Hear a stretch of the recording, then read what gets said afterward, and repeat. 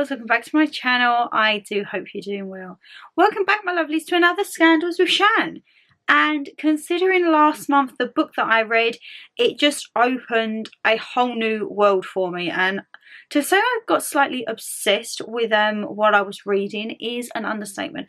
Apologies for the hair. I've kind of gone for the old claw clip. You would have seen in the Primark haul. I'm actually quite obsessed now with these square claw clips. Oopsie, so maybe there's going to be a 101 of these added to the collection, but I thought today's topic will be all about Jeffrey Dahmer. Infamous, and not for the right reasons. We have a big cup, who remembers this one from HomeSense, it's literally the size of my head, filled with latte. So we've got some caffeine, we have got some horror to go through. His nickname is the Cannibal Killer. So guys, let's get comfy. You have sent some of your theories and thoughts in over on Instagram as well, but let's get in with another Scandals with Shan, eh?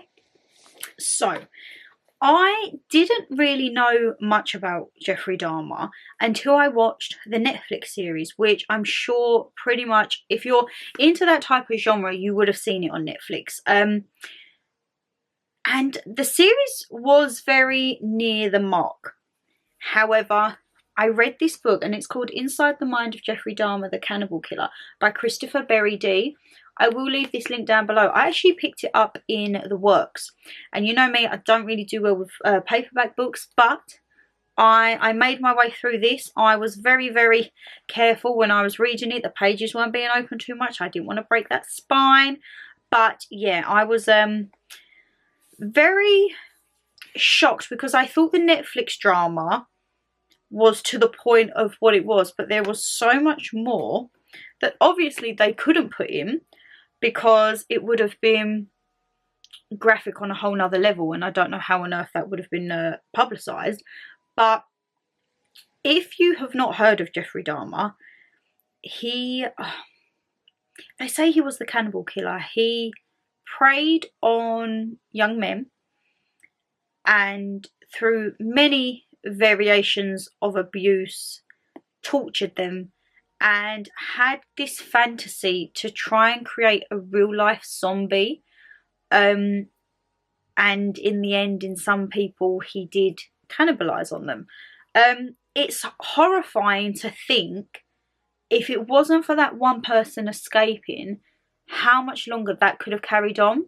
But what's even more shocking is how long it had almost been known, or known to the extent that something was up, and it still carried on. So he started off, I really like this book because it goes by chapter. Oh my god, Canon, don't even do this to me. Guys, you know what I'm going to say, don't you? Canon is testing my patience. Let me change this goddamn battery and let's get back, because when I'm in the flow of things, I didn't want to be stopping and starting. Right, change the battery and I'll be right back. Right. Hopefully we won't have any more interruptions. So, I want to get comfy for this. Yes, I do have my heated blanket on because, guys, it is cold, okay? And my arm is very, very sore. I've had to have a vaccination jab today. My tetanus, polio and diphtheria booster, and it's a little bit tender, so this is why I'm sitting a little bit AY like this. Let's have a look. Let's bring you in. Oh, do you want to be that close? No, we don't want to be that close, do we? Let's just bring you there. So yeah, apologies, I'm a little bit lopsided, but my arm is a little stiff. So Jeffrey Dahmer, he was born the 21st of May in 1960, so he was actually born the same year as Mama G and 9 days before my birthday, 35 years prior. He was born in Milwaukee. I feel like that is that the name of a drill brand? No, that's Makita, ain't it? I probably should know this, I work in construction. Oopsie. He was born in Milwaukee, Wisconsin. From the book, it's very graphic and it delves into a lot of his childhood, which when you read it, you do wonder could he ever have lived like a normal, oh God, sorry guys, I didn't mean to kick you there. Oh, now I'm moving you completely. Just trying to get comfy, you know what it's like. It's hard to imagine him living a normal life because of what he went through. He didn't have the best upbringings. His mother and father's relationship was very volatile through divorce and everything like that. But by no means, shape or circumstances, is that a reason to go on and do what he did. I feel like we need to bring you down a bit. There we go. Good. You know when you're just like, I don't want to knock you because all the blankets here, but I need to keep toasty warm because it is chilly, guys. So he didn't have the best upbringing, and he then took on the responsibility of kind of like fending for his brother and bringing up his brother, and his nan was kind of a very imperative role. Even when I read the book and watched the series, I wondered how he never committed an act to his grandma, especially when there was a scene, and it says in the book, she chucked away one of his mannequins. He used to have a mannequin in his room and she chucked it away. I tell you now, when I watched that episode, I was like, oh no, please tell me he doesn't. Please tell me he doesn't hurt his nan. But he never did. He didn't have many years after his imprisonment, let's just say. He was actually murdered in 1994 by a fellow prisoner. And the fellow prisoner said that, in essence, God had told him to do it because it got out what had happened and what he'd done. And yeah, it didn't go down too well. As you can imagine, it didn't go down too well. The book, I've actually found like kind of an online snippet of the book. The book is very good because it goes through his upbringing, when he turned to like alcoholism, when I feel like he got discharged from the army. I'm just trying to recap back. I think he got discharged from the army, like he wasn't fit for purpose. And then he turned into like alcoholism a bit, and his jobs fluctuated from working in retailing to like a butcher's and everything like that. But he started very early, his first victim. So in total, he took the lives of, what was happening with my voice there? He took the lives of 17 men from 14 to 33. Now, 14 years old, he was a grown man when he'd done that. So I saw, and in the book it told you, at the end they tried to play it on a mental health case, that he wasn't aware of what he'd done. And that was completely thrown out because the judge said, firstly, if someone was not aware of what they were doing, they wouldn't have been so calculated to clean up after the mess, do the certain things that he'd done to prevent him from being caught down the line. So it was most definitely calculated, and he thoroughly knew what he was doing. Which makes it even worse, because you think, if someone can willingly know what they're about to do, and like to the levels of horror that he would do it. And in the book, every victim had a chapter. And now I don't know where the extracts have come from, because the gentleman Christopher Berry D was actually due to interview Dahmer, but he took on another case. He took on a case in America of, I feel like it was a husband and wife, and he went to them, and unfortunately in the time from him going to them to he was going to visit Dahmer, he had been murdered. So he never actually got the full interview from himself. But the way that this is written, I don't feel it's just come from, say, like documentaries or bits that you've read up on, because where it's spoken from the victims' perspectives, like their stories per chapter, I feel like he might have had some involvement with the families on this. I'm not entirely sure, please don't quote me on that, but the way that it is written, it doesn't sound story-like, and it doesn't sound like it's just come from a dictionary, you know. It's very as if it is these people speaking about it. And at the end, they give you a glossary of all of the items and all of the pieces that was given in evidence. So there's just, I mean, there's some Polaroid photos depicting homicide victim, blood samples, sealed envelopes of oral and anal swabs, sealed envelopes of upper molars. Like, it was graphic, okay? It was very, very graphic. So it's between 1978 and 1991 that he was on his killing spree, basically. he seemed to take breaks every now and then. The fact that it was reported so many times prior and on previous victims, there could have been a chance for it to have been stopped, and it just wasn't. It wasn't taken seriously. So his thing was keeping the souvenirs, and as you just listened in there, he kept like teeth, heads, certain parts, swabs, and Polaroids. It was almost like, for me, I feel he wasn't taking the Polaroids partly for self-satisfaction, but I feel he always knew he was going to get caught. And once again, please don't take what I say as gospel. This is just my ideas on it. We all have our little thoughts and discussions, but I think he knew that down the line he would get caught, and in this way it would be able to give the victims' families some peace of mind, because I feel he identified them all, and all of the people that he disgustingly killed all had their families told. There was never like someone was missing and we never knew where they were. I mean, he could have murdered more. No one will ever know that. But the ones that was accounted for and in the photographs, their families got some kind of peace to at least know. I would rather know that someone is no longer with me than that fear of unknowing. So, as I say, Polaroid cameras was his little niche, I would say. It's sad because one of his victims, all these people had lives, so he tended to target the gay community, and some of them, however, their families had no inclinations that they was gay, and they feel that they went with him to be like a friend, to support him, or to be like a shoulder to cry on or console him of an evening. And one of the people here, that he never got to meet his daughter. He was taken 6 months before she was born. And this is the thing, it's not just, he seemed to try and target people who he thought might not have repercussions.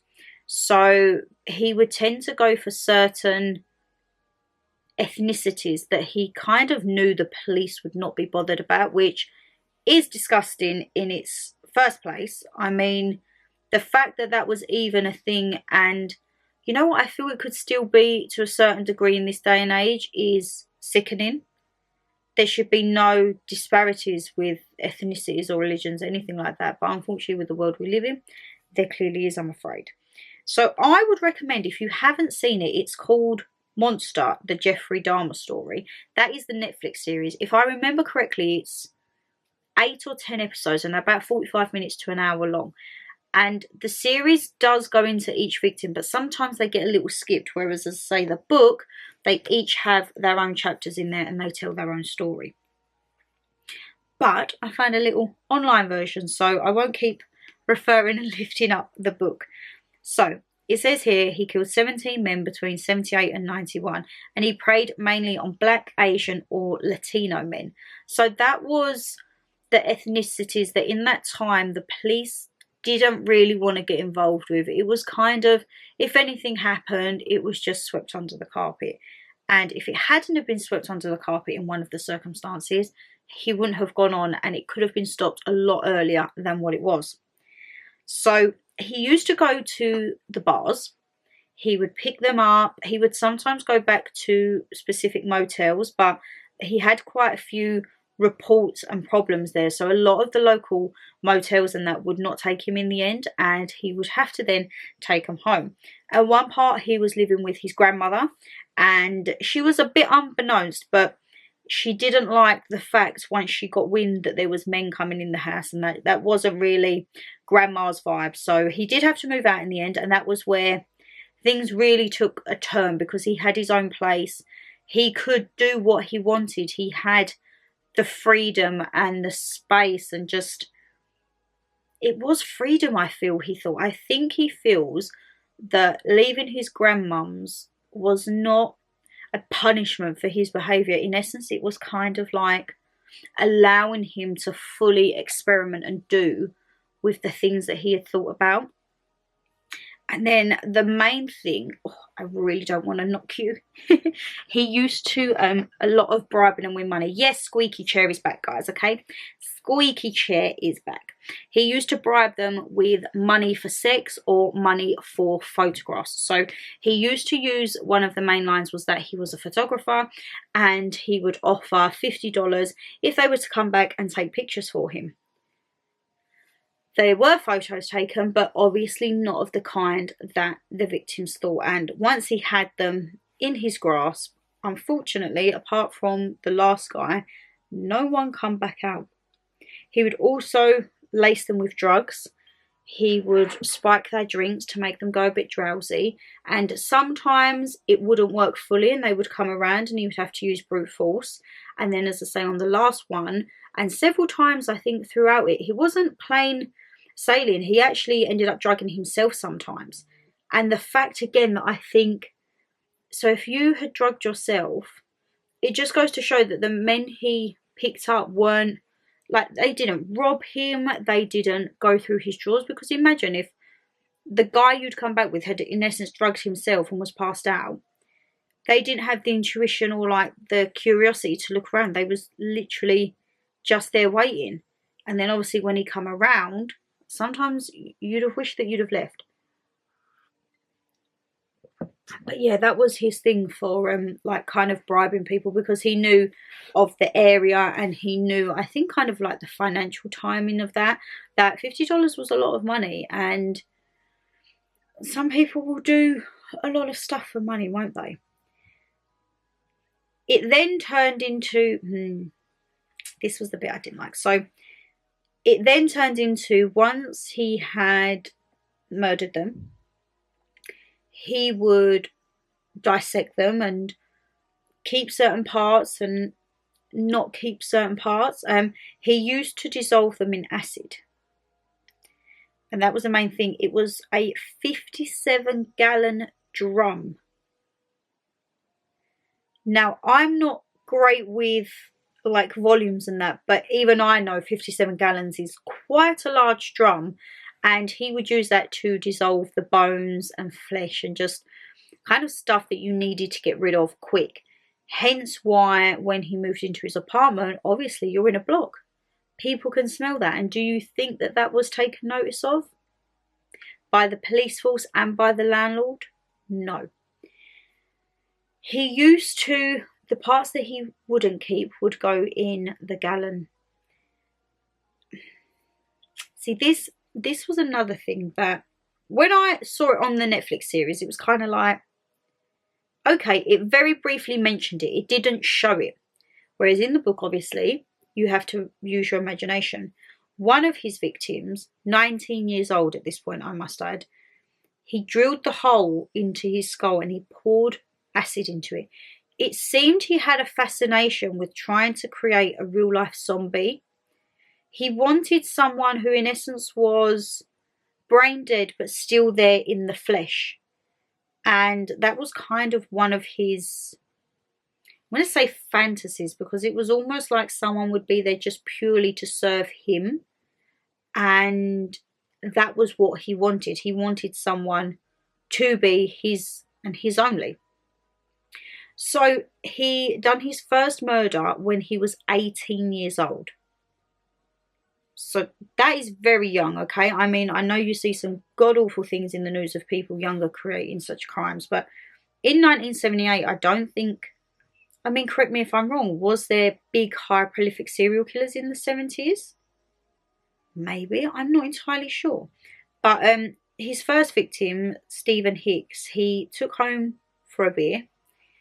They had intercourse and he woke up the next morning, and you see this in the series as well. He woke up to find Stephen had been bludgeoned to death and he couldn't remember anything. He seemed like he'd blacked out.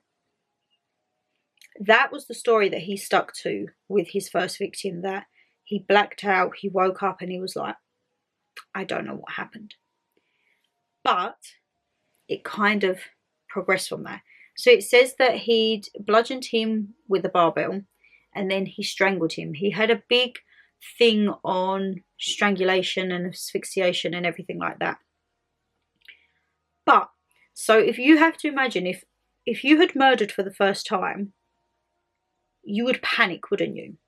The way he dealt with the body, even then, seemed so calculated and methodical that he knew what he was doing, and it was almost like a trial run. So he took the body to the bottom of his house and he cut it up into pieces to put into the garbage bags. So any normal person would be like, what have I just done? Call the police, call the ambulance. I mean, what on earth am I supposed to do? The fact that he thought, right, I need to take this body downstairs, cut it into pieces, put it in the bags. It was calculated even from the first one. And they say he killed him in 1978, but he wasn't actually found until 1991, as to which was then when they arrested Dahmer and he went to prison. So from 1991 to 1994, from conviction to his time of death, for the amount of years that he, in essence, had been on the loose, it wasn't, I don't think, anywhere near a justice sentence. I mean, what happened to him could be seen as justice. I'm not here to comment on that, but I do feel karma comes around, and karma will always come back to you. So that was Stephen Hicks. That was his first victim in 1978, and he was 18 years old. So same age as Dahmer at this point. His next victim was Stephen Tuoma, who was 24, and his next attack was in 1987. So he had a 9-year break. So you got to think, at this point he would have been 27, so he was 3 years older, and he kind of, I don't know, he kind of, I don't want to say come into his own, but I feel he matured to the point where he was like, this is what I want to do. This is what I want to do. He then was a year later, and that was his youngest victim, Jamie Dox Tater, and he was 14 years old. So you've got to think, at 1988, he was 28 years old, and this child was 14. He was half his age. And it's horrible because the lad ran away. He had like an abusive household, and he ran away, and as he says, his mum described him as misunderstood because of his abusive stepfather, and he just wanted to get out of the house, and the mother laid blame with herself that if the house situations hadn't been so bad, he never would have left the house that night. But yeah, 14 years old. He then committed crime again that same year, only 2 months later, to Richard Guerrero, who was 25, so a little bit younger than Dahmer was at this point. And he was of Mexican descent, and he would often be with his sister's 2-year-old daughter, it reported. But on that night, he was in one of the local bars. He got picked up. He was swayed by Dahmer, and unfortunately, that's not the type of person you want to be swayed by. He then took a year's break, almost to the date. So his last victim was March 24th, 1988, and his his fifth victim was March the 25th, 1989. And this was a gentleman called Anthony Sears, who was 26. So Dahmer at this point would have been 3 years older. So he had started to go for older people, but still not close to his age, to the point it was like for like. He then had a year's break. May the 20th, 1990 was his next victim, who was Raymond Smith, who was 33. So Dahmer at this point was 30 and his victim was 33. So it was the first time that he'd gone for an older person as opposed to a younger guy. Again, he didn't wait long. He waited not even a month. So June of 1990, he then took his next victim, Edward W. Smith, who was 28 years old. So again, he'd gone back a little bit younger. And again, he didn't wait. September of the same year. See, now 1990, he murdered 4 people. 2 people was in the same month. So when you read the book and you look online, Sometimes he will remember specific dates because he had them written down, but some of them just have the month of the year because he wasn't too sure of a specific date. So September of 1990, he murdered Ernest Miller, who was 22. But on September the 24th, 1990, David C. Thomas, who was 23. So he knew the date of the murder of David C. Thomas, but he couldn't pinpoint for Ernest. And again, he'd gone younger. So 1990, he was 30. He was back looking and preying on 22, 23-year-olds. In February 1991, so still, he didn't have even a 6-month break. He went, again, very, very young. His victim was Curtis Straughter, who was 18 years old. And then again, 1991 was actually when 1, 2, 3, 4, 5, 6, 7, 8. And these all have dates, so he knew the dates on these. He knew what he was doing, and the ages. It's almost like he varies it. I was going to say verifies. No, he varies it. So you have in February the 18th, 1991, Curtis Straughter, who was 18. On April the 7th, 1991, you had Errol Lindsay, who was 19. He was the victim who had been murdered 6 months before his daughter was due to be birthed. May the 24th, 1991, was Anthony Hughes, who was 31, aka Tony. Now, that, if you've seen the series, that was the point I really thought he'd stopped and I really thought he changed. But again, something must have clipped in him because he got worried, and it was like he panicked that things weren't going to happen, and unfortunately he couldn't not let go of that side of his life. And then May the 27th, 1991, so 3 days after, was again another one of his youngest victims, Conirac Synthosophum. Now this is the one that sticks out for me. I'll read a bit about more that after. June 30th, 1991 was Matt Turner, aged 20. July the 5th, 1991, Jeremiah Weinberger, who was 23. And July the 15th, 1991, Oliver Lacey, 23 again. And July the 19th, 1991, was Joseph Bradhoft, 20. Sorry guys, I don't know if that cut out then. My memory, it's weird. When it goes over like 24 minutes, it goes a little bit haywire. And then he was arrested on July the 22nd, 1991. So he was arrested 3 days after his last murder. And when you read in the book and you see the series, it was he'd brought a gentleman back, and the gentleman had, you know, when you watch a scene and I was literally sitting there like, get out, get out, get out, get out, get out. And you see him wake up and you're like, oh my God, this isn't going to end well. He gets out and you have that sigh of relief. And then he got in contact with the police car, and I was thinking, they're not going to believe him. They're not going to believe him again. But they did, and they went back, and it was only for the fact that one of the policemen went into their bedroom, because they wasn't even going to search the house. It was only for the fact that one of them went into the bedroom and saw the Polaroids, and that was it. That was game over, done.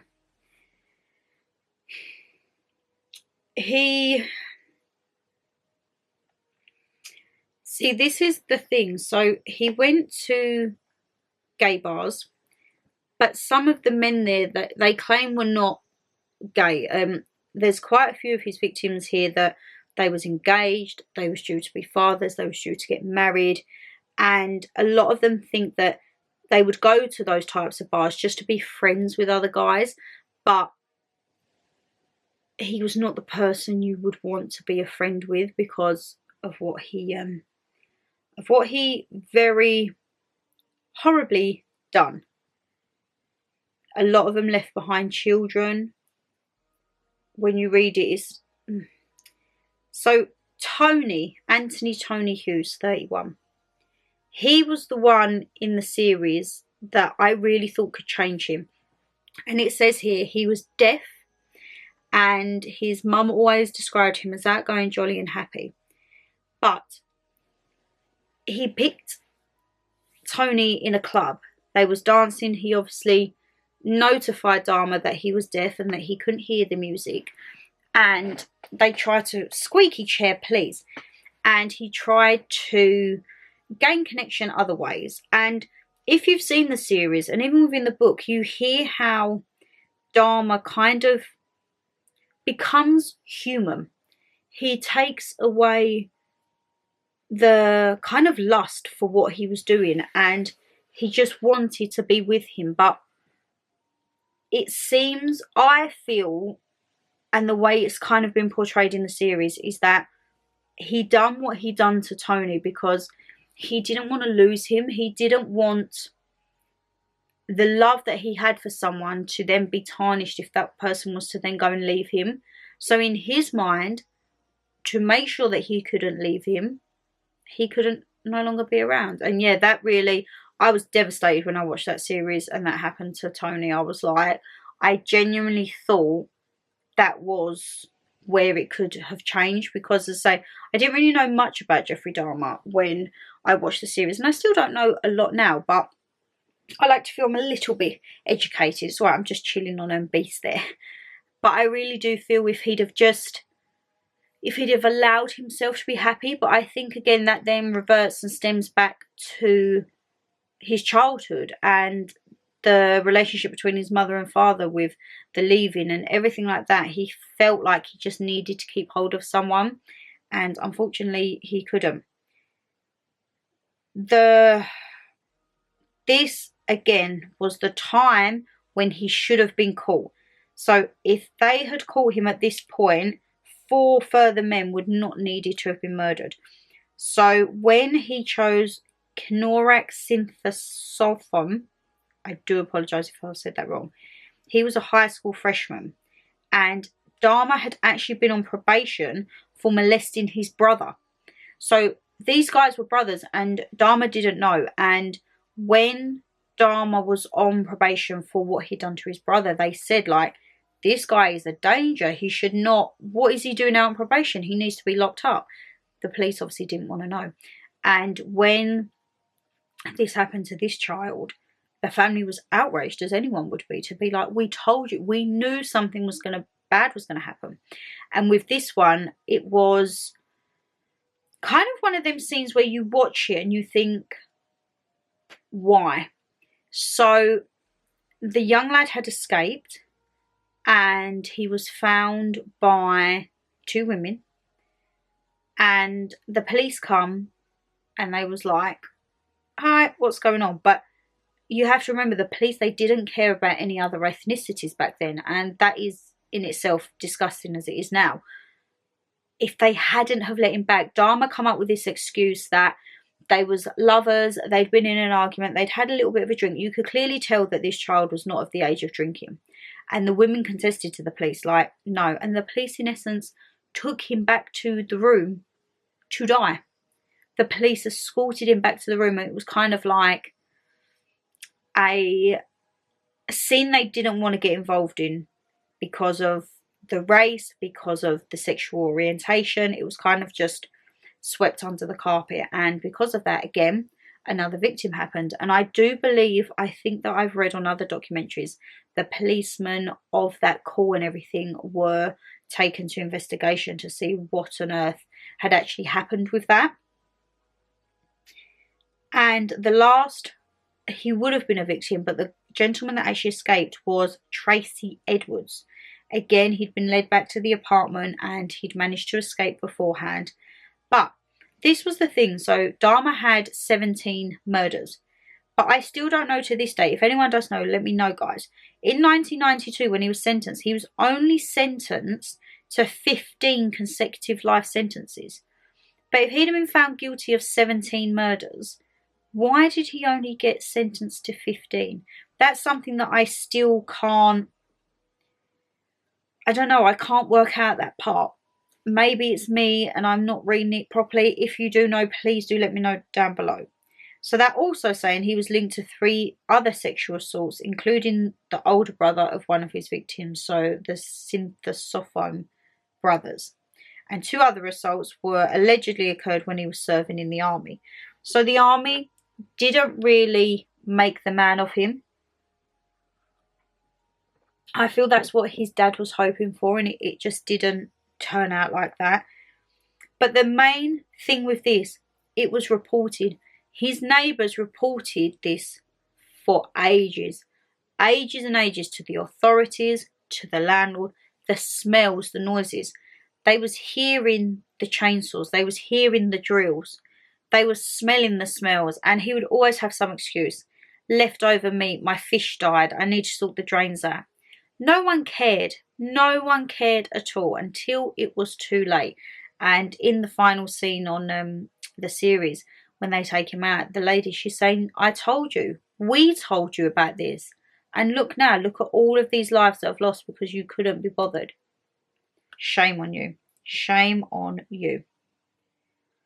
So, the police outcome regarding the Polaroids was that it was through different stages. So he would have them dressed. He would have them posed as if they were going to be doing it for money and everything. And then they would have almost contortioned poses deceased.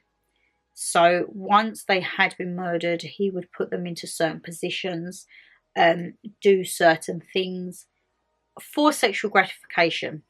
I think that is that, because to then have intercourse with basically a shell, it's not a living person, that is, I feel, very questionable and disturbing on many levels. There's clearly something not quite stable if you feel having intercourse with a person who is deceased is acceptable. And this, they think it stems back to his childhood as well, because his dad used to do a lot of things with dead animals, and his mother never used to like him to be around it. But obviously he grew up, he was with his father and that, and they think that that could have almost been like a switch. I mean, obviously it wouldn't lead to the catastrophic things that he done, but it's almost like when you plant the seed young, and then as you get older, he got more inquisitive, more ideas, everything like that. And unfortunately it escalated and escalated. And I don't feel, I don't know, I can't fathom that the authorities were aware of this, but nothing was done. Like, nothing was done, and nothing was ever followed up until it was too late. It was too goddamn late to do anything, and then you have to deal with this whole avalanche and knowing that you could have done something to prevent it, you know. So I did ask over on Instagram a few little questions, anything that you wanted to add. And someone says on here, I often ask when looking into stories like this, are humans born evil, or can it take only the smallest things to awaken it? Now, I feel on this type of topic, I could sit here and talk for hours, because I genuinely believe we all have it in ourselves to be capable of such monstrous, just atrocities really. But it is whether you have the morals and the restraint and the sensibility to not act on it.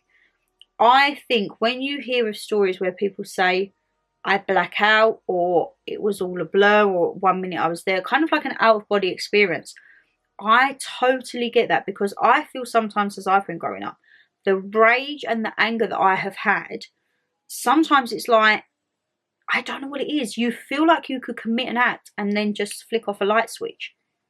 And I do genuinely feel everyone has that within them. It's just what makes that person then lose all rationality of life and things and just snap. Let me know what you think down below, guys. Do you think, that's actually a really good question, do you think you could be born evil, or do you think it takes something to distort or disrupt the peace as you've grown up? That's very good. Death by lethal injection, sick shizzle. That, I feel, would have been too easy for him. That to me would have been like an easy way out, in essence. They wanted him to suffer, and the way that he was murdered, he was in essence bludgeoned to death by a fellow I was going to say roommate, from a fellow prisoner. And yeah, he was, they said from the end, and they showed you briefly on the series, half of his face was just not recognizable. I think they said like the eye had been pushed back and broken, everything like that. And but you think for all of the hurt and just, I don't even know, there's not words to comprehend for what he done. It wasn't a simple murder. It was almost like he would get gratification on the afterwards. The dismemberment, the disbowelment, the acid, it's just, you see an iconic scene in the series where he opens the fridge to get the beer for one of the guys, and there's a head in the fridge. And he doesn't even bat an eyelid. And that was where, when they tried to make it a mental health claim, it was completely thrown out. Because it was calculated. He knew what he'd done. He was a very smart man. He knew what he'd done. And that's why I feel the Polaroids stood out, because he knew he couldn't get away with that forever. He had a lot of close misses, i.e. with the younger lad with the police and that. And it was just kind of brushed under the carpet. But I feel he knew his time would be up sooner or later, and that he'd have to be held accountable for his actions. And so I don't know, maybe he thought he was doing a good thing, because by that way I'll see you in a bit. Alright. I wonder what that was. I was just popping out to her friends. I feel like that way he may have thought that he was kind of being held accountable, and also maybe doing something for the family so that they could have reasoning for their relatives and know exactly what was happening to them. But I don't know. One of my lovelies, again, the fact that the neighbour kept calling for the police and they ignored her makes my skin crawl. She did, sorry. They called several times. They spoke to the landlords. They was like, look, something is wrong, okay? You need to come and check this place out. The smells, the noises, the people. I feel like on one of them, I can't remember which victim it was, but one was a neighbour. In the series, you see a neighbour, and then you don't see the neighbour no more. And the lady asks, oh, my arm, squeaky chair. The lady asks, like, oh, where's the new person? And they're like, oh, he was here and then he's gone. And she was like, he went to his apartment. And there's an iconic scene where he offers her a sandwich and she's like, no, thank you. And he's like, take the sandwich. And it was obviously flesh and meat off of a human body. And she was like, no, thank you. Smart woman, yes, smart woman. I feel, I don't know how it went unnoticed for so long. And it wasn't that it was unnoticed. People knew that something was wrong. And this is just where authorities really baffle me, because I think if you have a report or an incident and then it becomes a repetitive report or incident, someone's saying to you, I am hearing drills and saws going off in the middle of the night. There is a smell I cannot even describe. Please, can you come check it out? And it's just like, oh yeah, we'll see. It's not. And I think if he'd have been caught, obviously if he'd have been caught earlier, the things wouldn't have happened, but there were so many chances. Like, even when he used to go to the motels and they had the reports of stuff not being right and they chucked him out of the motel, if someone had just taken the time to maybe say, like, look, I've got this guy coming in, don't think it's quite right, can someone just check? But you know what? Would the police have done anything? That's the thing. Would the police have bothered? I don't know. I really don't know. It's really baffling, and I must say that is one of the books that I read and I actually couldn't put down. Oh my goodness, I thought I was just going to set my arm on fire. I'm very close to my little tea light holder. We're just going to push you back a little bit, okay? I don't really want to singe myself on my good arm when this arm feels like a sack of potatoes. I don't know. It baffles me, and as I say, I just think the justice for the families of him being murdered, some may see that as justice, some may think, no, he should have rotted in hell. that I would say take to your own. I would just say I think karma comes back, and karma will always come around, okay? We're on this axis of the world, and karma will go round and round, and then when it stops, karma will come for you. I'm very much in a what goes around comes around. That is my mentality on life. And I just think, was it his comeuppance? Because when he was inside, he converted to Christianity and he would go to church and everything like that. But people don't forget a severe set of crimes that he done, to the extremes that he done. So yeah, I mean, it's just when you read stuff like that, like mum can't really read stuff like that, and she don't realise how I can read it.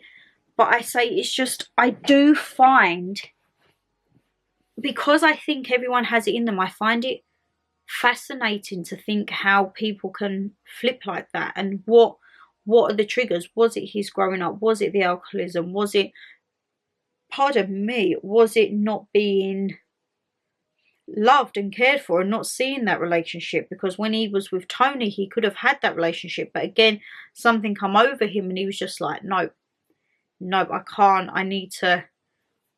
he can't be with anyone else. So by that way, I need to make sure of that so that he doesn't go with anyone else. And again, he come to an untimely passing as well. I don't know.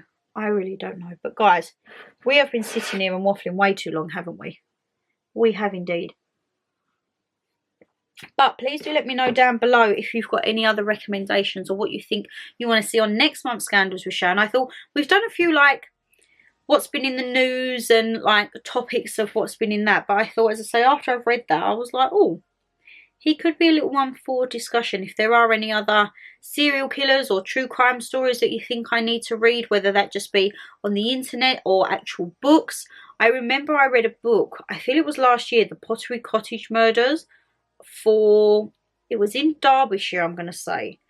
And that was a true horror story. And you will all know, if you know me, my favourite book of all time, Hidden Valley Road. I tell you what I have been seeing a lot in Daily Mail. It's a family in America called the Whitakers. And it's basically a family of incest. Yep, a family of incest. So let me know. That could potentially be one that I add to the list. But if you've got any other recommendations, guys, please do let me know down below. Or as I say, you can send me a DM on Instagram, or you can always send me an email privately. But yes, if you did enjoy the video, guys, you know what to do. Hit that thumbs up and subscribe down below, and leave us a comment. Did you know anything about Jeffrey Dahmer beforehand? Have you watched this Netflix series? And also, I will leave this book linked down below. If you're like me and you like a good true crime reading, I feel I got this from the works for like £3 or £4. It says £8.99 on the back, so I'll try and see if I can find anything more reasonable of a price. But yeah, definitely I think for the style of writing, I would definitely recommend this. But take care, stay safe as always, guys, and I'll see you tomorrow. We've got a food eating competition tomorrow. I'm excited. Bye, guys.